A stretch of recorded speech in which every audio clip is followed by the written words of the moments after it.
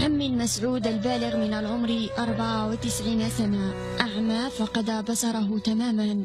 تجرد أبناؤه من آدميتهم وتركوه يعيش لوحده في حالة يرثى لها، من دون طعام ولا مأكل ولا ملبس ولا شيء آخر. أين وجدناه يجلس بمفرده في هذه المنطقة المعزولة بجبل تغيت بعمق الأوراس. أنا وحدي قلت ولادي ما كانش هنا عندي. لا يأكل لأيام إلا إذا تكرم أحدهم عليه.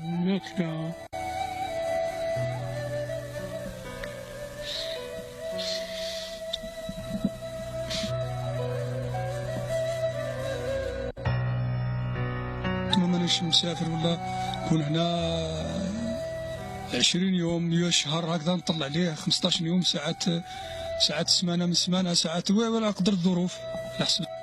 وينام هنا بهذا الكوخ الذي يخلو من أبسط ضروريات الحياة. ما نقدرش، لو كان يعني نقدر انا نكفل به بلا ما نديوه بلا ما يروح لدار العجزة ولا يروح عند انسان واحد اخر. ايه عمي في طوع بابانا اللي نتولى على كل حال، ولكن الغالب الظروف ما تسمحش. فهل من قلوب رحيمة تتكفل بحالة عم المسعود الشيخ الطاعن بالسن ربما وهو في آخر أيام عمره؟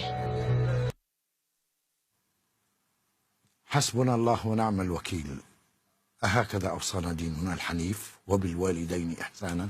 أهكذا يعامل من ضحى وأفنى حياته من أجل أبنائه منتظرا منهم كل جميل يطير فرحا لأفراحهم ويعتصر قلبه دما لأي أذى يصيبهم في الحياة؟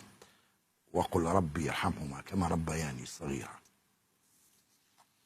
نهاية النشرة التذكير بالعناوين.